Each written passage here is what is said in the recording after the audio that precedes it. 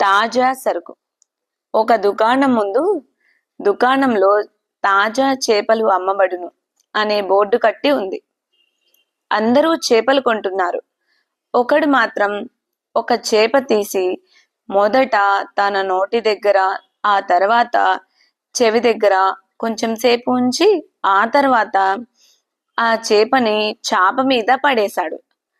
చేపలవాడు అది చూసి, ఏమయ్యా, ఇక్కడ కుళ్ళు చేపలు అమ్మరయ్యా, అయినా వాసన చూడాలంటే ముక్కు దగ్గర పెట్టి చూస్తారు గాని నోటి దగ్గర, చెవి దగ్గర పెడుతున్నావేమిటయ్యా అంటూ హేళనగా నవ్వాడు. నేను వాసన చూడలేదయ్యా, చేపతో మాట్లాడాను అన్నాడు కొనడానికి వచ్చినవాడు.